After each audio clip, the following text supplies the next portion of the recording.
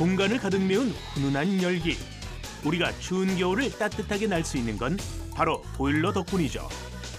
하지만 갑작스럽게 찾아온 위기 상황. 만약 보일러가 고장난다면 우린 어떻게 될까요?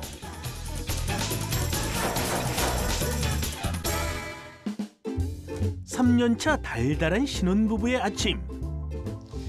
자기야, 집이 좀 춥네. 그러게 오늘따라 좀 춥긴 하다.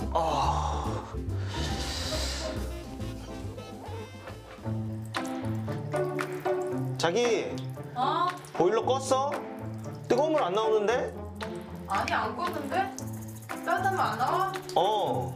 잠깐만. 보일러를 확인해보는 진주 씨. 어때요? 무슨 문제 있나요? 어? 자기야. 어? 보일러 전원이 안 들어오는데? 고장 났나 봐. 뭐? 아, 하필 이렇게 추울 때 고장이야. 내가 일단 수리기사한테 전화해서 고쳐달라 할 테니까 일단 씻어. 어쩔 수 없이 찬물로 씻을 수밖에 없는 상황인데요. 아 엄살 피우지 마. 출근을 하려니 씻기는 해야겠는데 와 손은 너무 시리고 오두방정 민성 씨 아이고야 그러다 늦겠어요.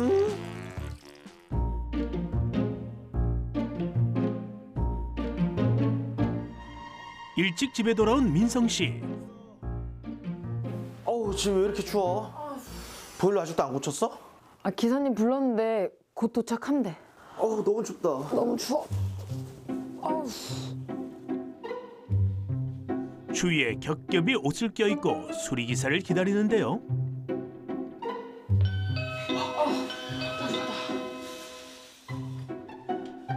드디어 도착한 수리기사.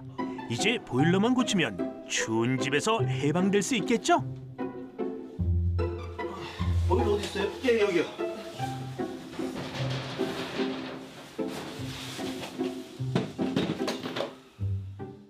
꽤 오래돼 보이는 보일러. 과연 무엇이 문제인 걸까요?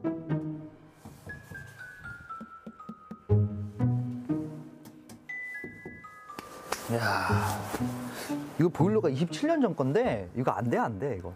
아니, 뭔 소리예요. 이 집 지은 지가 10년이 안 됐는데. 에? 아니, 어제는 잘 됐는데 갑자기 오늘 아침부터 안 되던데요? 그래요? 예. 이거 부품을 갈아야 되는데 이거 안 돼요. 아니 그럼 도대체 언제 고칠 수 있어요?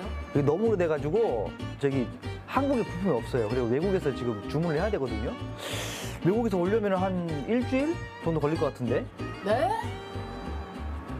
아니 이렇게 추운데 추워서 어떻게 살아요? 그러니까 요즘 세대에 왜 이걸 쓰고 있어요. 공기 안 좋아지게. 요즘에 전부 다 안 들어요. 이거 쓰잖아. 그 나중에 부품 도착하면은 그때 다시 올게요. 옷을 따뜻하게. 어떡하냐, 진주야. 아 너무 추운데. 이거 거꾸로 타는 거 내가 진짜 가르쳤잖아. 아 아유. 위험한 타.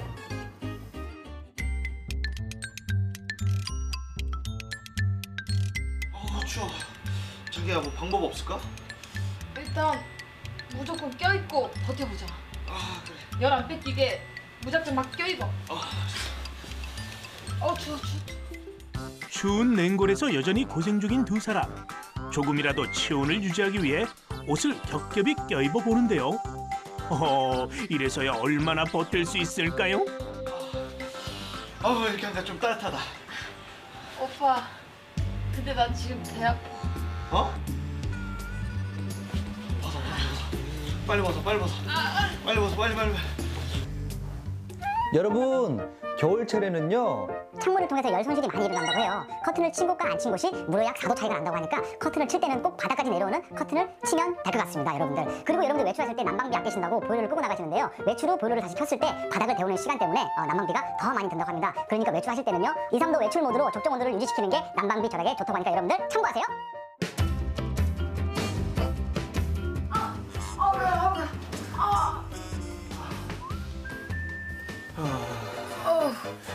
자기야 나 머리 못 감은 지 3일 됐어.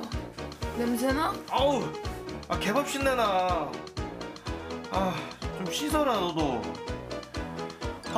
추운데 어떻게 씻어? 아우 추워. 또 차가운 물로 씻어야 돼.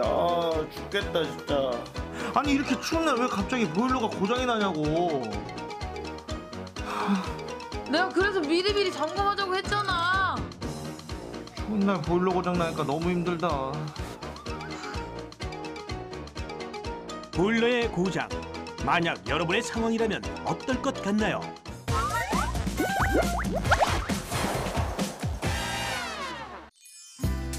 어느새 뚝 떨어진 기온과 부쩍 차가워진 바람에 사람들의 발걸음이 빨라집니다. 눈의 계절, 겨울이 온 것이죠. 작은 온기에도 몸과 마음이 훈훈해지는 이 계절. 사람들에게는 나의 따뜻함이 필요한데요. 내가 누구냐고요? 연료를 태운 열로 공간을 따뜻하게 덮이는 사물. 나는 난로입니다.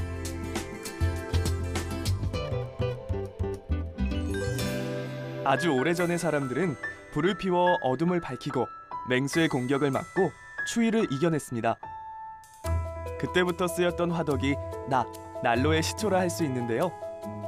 그 이후 장작은 불을 피우는 데 필요한 연료로서 석탄이 발견될 때까지 수천 년간 사용되었고, 구조적으로는 불꽃을 공기 중에 노출시켜 공기를 데우는 방식인 벽난로가 널리 활용되어 왔습니다. 벽난로 역시 개방된 난로 형태인 화덕에서 발전했는데요. 벽난로에 굴뚝이 생겨난 것은 중세 이후의 일이랍니다. 중세 이전에는 모닥불처럼 돌을 모아놓고 그냥 불을 떼면서 그 복사열만을 즐기는 방식이었습니다. 그게 집 안으로 들어가면서 연기 트러블이 있고 안에서 냄새 때문에 도저히 사용할 수가 없으니까 중세 때부터 집 안에 굴뚝을 형성해서 굴뚝을 통해서 타고난 열을 올려보내고 복사열을 즐기는 방식으로 발전해온 것입니다. 한국의 전통 가옥에서 볼 수 있는 아궁이의 모습과 닮은 벽난로는 벽에다 아궁이를 내고 굴뚝을 벽 속으로 통하게 만든 것인데요. 줄여서 벽로라 부르기도 하죠. 아궁이 안에서 연료를 태워 불꽃을 피우는 난로는 어떻게 공기를 데우는 걸까요? 화구, 앞으로 삐체 형태로 나오는 복사열이 있고요. 몸체 사이에 거실 공기를 통과시켜서 집 안으로 뿌려주는 대류열이 있습니다. 그리고 몸체 자체가 화점에 있는 장작이 타면서 만들어낸 열 에너지가 전도되어서 몸체 전체가 뜨거워지는 전도열, 이 세 가지의 형태로 발열됩니다. 한편 산업혁명 이후 난방 기술이 발전하면서 점점 사라졌던 벽난로는 인테리어의 기능을 강화하며 최근 들어 다시 관심을 모으고 있는데요.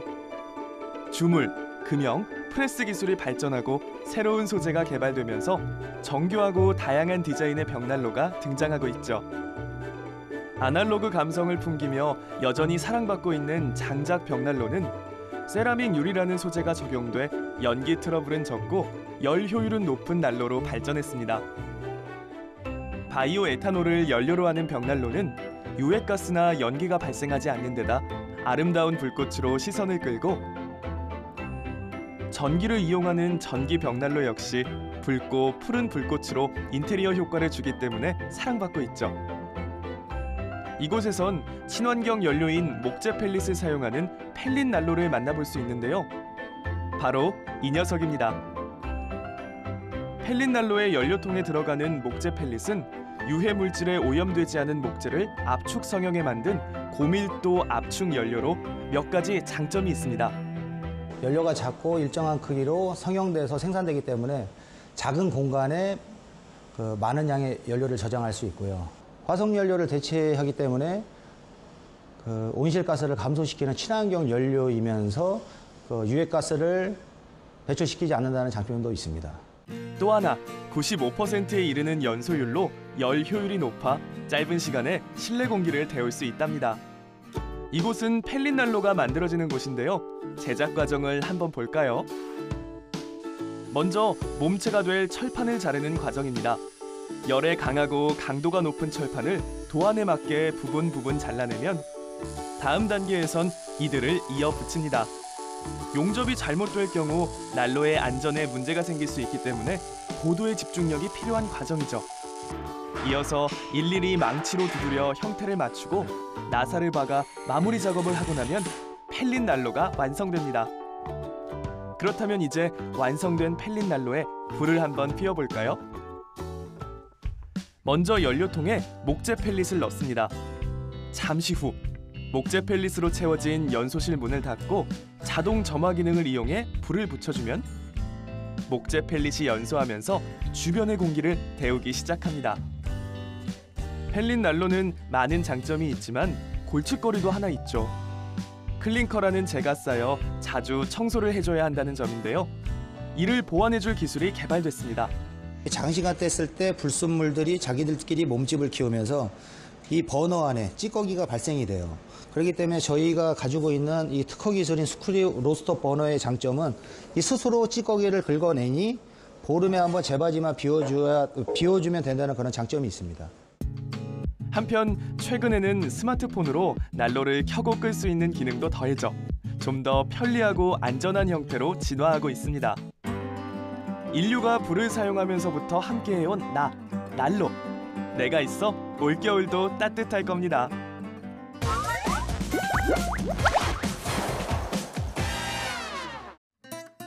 안녕하세요. 백초미션에 도전하는 띵뷰 조은영입니다. 이번에는 손난로를 주제로 두 가지 이야기를 나눠볼까 하는데요. 첫 번째로는 우리가 흔히 일상에서 사용하는 일회용 손난로, 어떤 원리로 따뜻해지는지 알아보고요. 두 번째로는 손쉽게 친환경 손난로를 만들어보는 방법에 대해서 알려드릴게요. 백초미션 도전!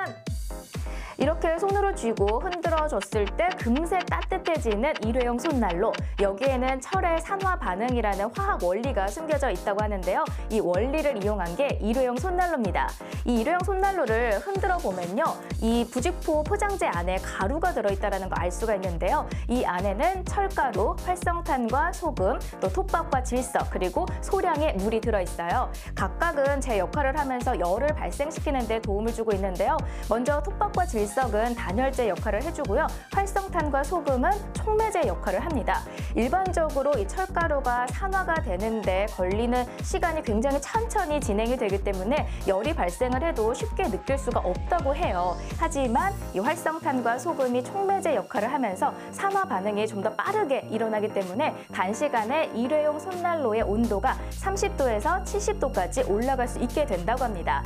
산화 반응이 일어날 때는요. 물과 산소가 꼭 필수겠죠. 그래서 일회용 손난로에는 소량의 물이 들어있고요. 또 포장 용지를 벗기게 되면 산소와 접촉을 하면서 또 빠르게 열이 발생을 하기 시작을 하게 돼요. 하지만 산화 반응이 일어났을 때 다시 되돌아갈 수 없기 때문에 한 번만 쓸 수 있다는 좀 아쉬운 점이 남는다고 합니다. 하지만 이렇게 곡물을 이용을 하게 되면요. 다시금 또 쓸 수 있는 친환경 손난로를 만들 수 있다고 해요. 어떻게 만드냐면요. 양말의 윗부분을 가위로 잘라주신 다음에 이 안에 팥을 넣어서 충분히 채워주시고 윗부분을 바느질로 봉해주시게 되면 바로 이렇게 친환경 손난로가 만들어지는데요. 얘는 전자레인지에 40초 정도 데워주시게 되면 20분에서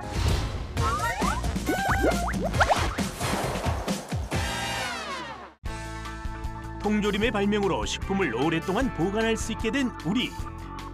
하지만 19세기 전반까지는 음식물을 꺼내는 문제에 대해선 간과되어 왔죠. 시대가 흘러감에 따라 우리에겐 이 사물이 꼭 필요해졌습니다. 과연 통조림 따개는 어떻게 탄생하게 됐을까요?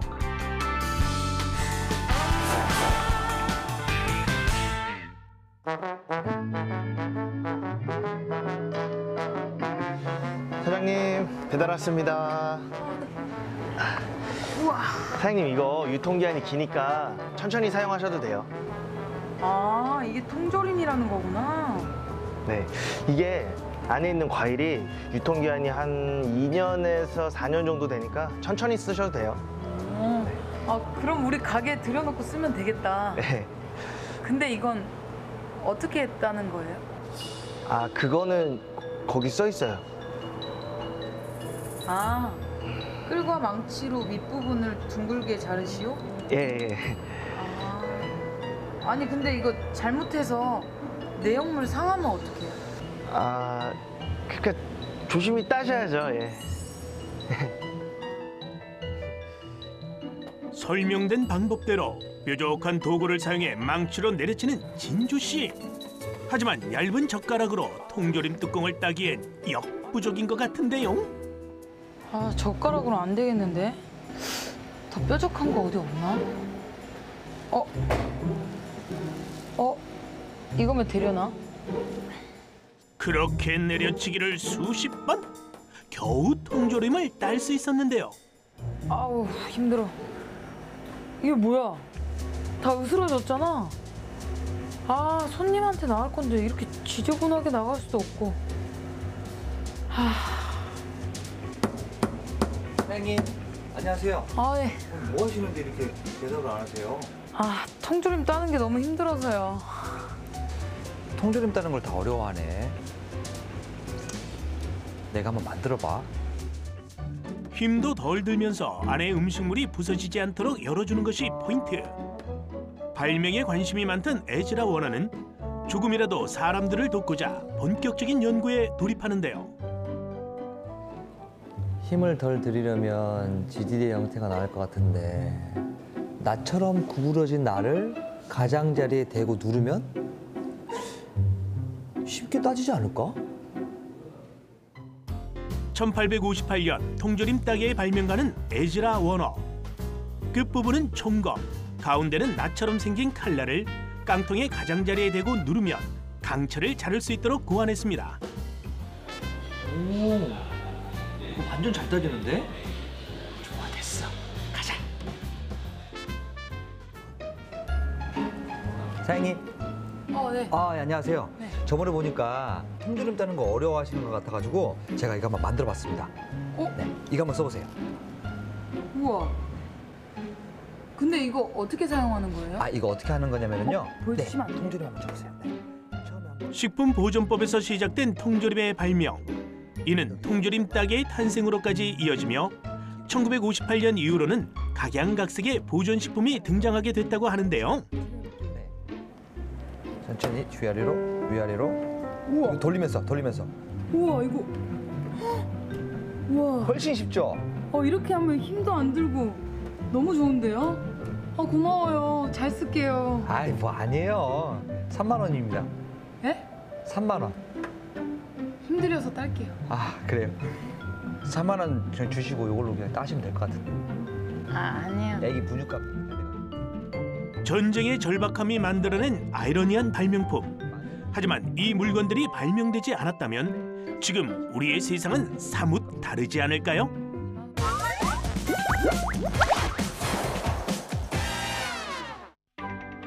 반듯한 선이 만들어낸 네모난 틀. 이 안에 담긴 나는 우아한 동물이었다, 기분 좋은 풍경이었다가 사랑하는 사람의 모습으로 변하기도 하죠.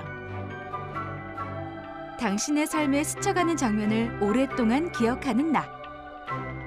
내가 누구냐고요? 순간을 기록하는 사물, 나는 사진입니다.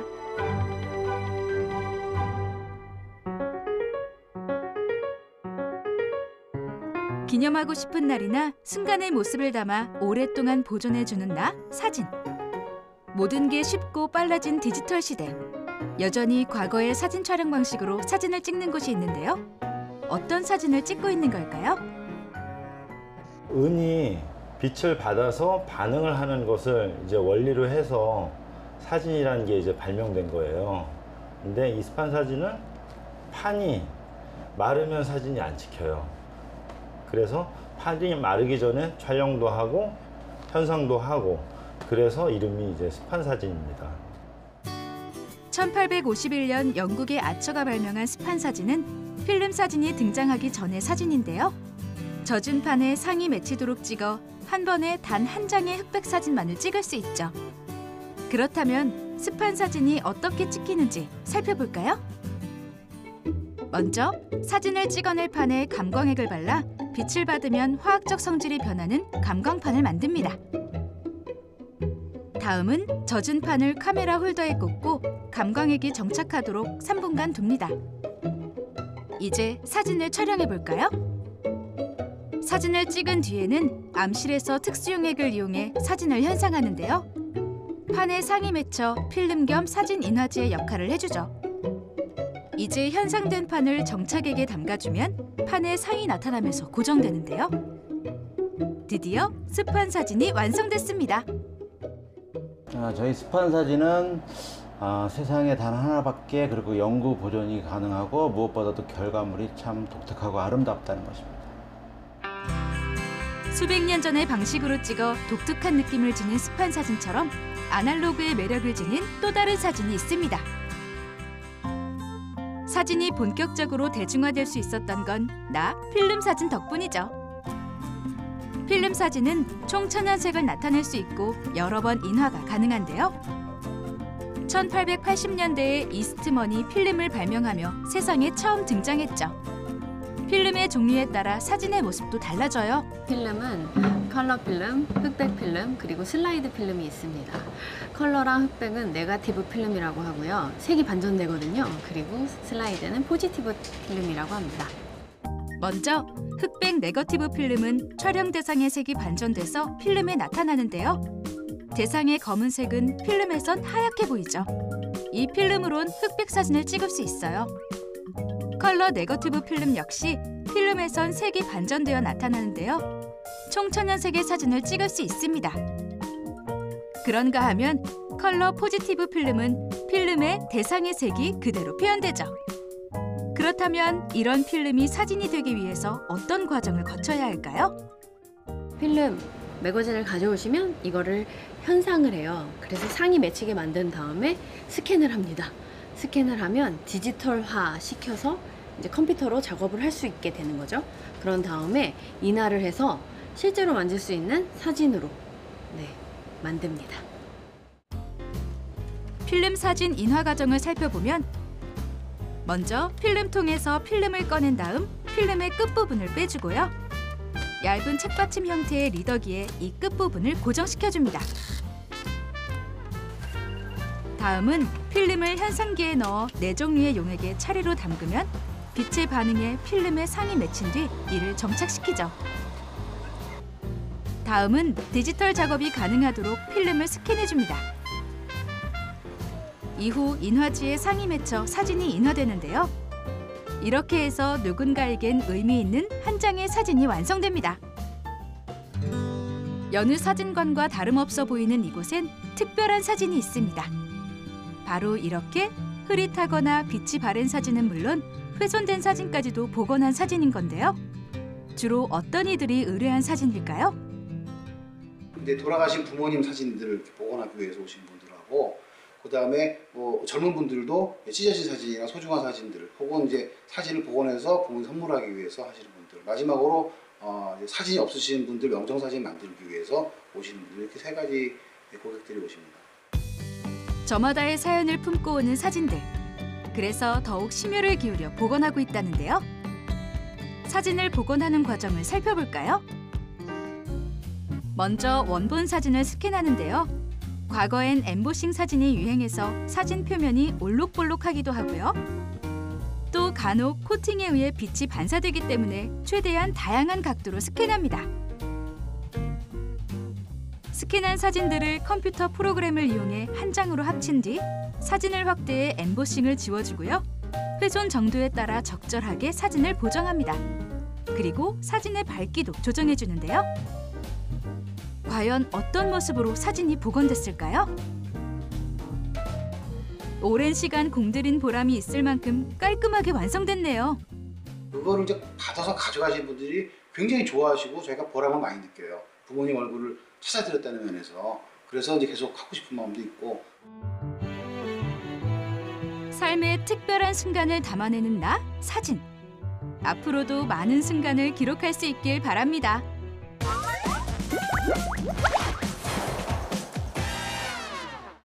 안녕하세요. 백초 미션에 도전하는 띵뷰 조은영입니다. 셀카를 한번 찍어볼까요? 요즘에 이렇게 휴대전화를 이용해서 사진들 많이들 찍으시잖아요. 그런데 이 사진을 실물로 직접 인화를 할 수 있는 다양한 포토 프린터가 많이 나오고 있다고 해요. 그래서 이번에는 휴대용 포토 프린터에 대해서 살펴보도록 하겠습니다. 지금 바로요. 백초 미션 도전! 이렇게 휴대용 포토 프린터의 본체가 있는데요. 이게 다른 일반적인 휴대용 포토 프린터보다는 크기가 좀 큰 편이에요. 그래서 해상도도 다른 것에 비해서 좀 높은데요. 310 dpi로 비교적 큰 사진들을 인화를 할 수 있다고 합니다. 자, 이 본체에다가 지금부터 카트리지를 한번 장착을 시켜보도록 할게요. 자, 이 카트리지에서는요, 이 파란 부분이 보이실 텐데 이 파란 부분이 고체 잉크 부분이고요. 그리고 얘는 소모품이에요. 하나당 12장의 인화지가 들어있다고 합니다. 이렇게 장착을 시켜봤어요. 다음에는요, 스마트폰을 활용해서 인화에 들어가시면 돼요. 이렇게 앱을 클릭을 해주신 다음에 원하는 사진을 선택을 해주세요. 그리고 인화 버튼을 눌러주시게 되면 자, 사진 전송이 완료됐다고 뜹니다. 지금 사진이 인화가 되고 있어요. 자, 사실은 이 제품은요, 사물 인터넷 IoT 기술이 적용이 돼서 스마트폰과 그리고 휴대용 포토 프린터가 와이파이로 연동이 돼 있어요. 거기에다가 이 안에 앱을 활용하면 사진 편집도 가능하다고 하니까 활용해 보시면 좋을 것 같아요. 자, 이 원리를 보면요, 원래는 고체였던 잉크에 프린터에 순간적으로 열을 가하게 되면서 이게 기체로 바뀌게 되고요. 그럼 이게 인화제 입혀지는 방식을 활용을 하고 있어요. 이거를 염료 승화 방식이라고 하는데 이 방식을 활용을 하게 되면 표현할 수 있는 색상의 범위가 넓어지고 색도 자연스럽게 나온다고 합니다. 지금 이렇게 말하는 사이에 벌써 인화가 완료가 됐는데요. 이 사진을 보시면요, 스티커로도 활용을 할 수가 있고요. 또 빛과 물에 노출이 돼도 얘가 변색이 되지 않는다고 하니까 굉장히 실용적일 것 같아요. 지금까지 휴대용 포토 프린터에 대해서 살펴봤고요. 저는 띵뷰의 조은영이었습니다. 이거 안 돼, 안 돼. 아, 바로 거기로 가라고? 매치로 돌아올 때, 개밥 신내나.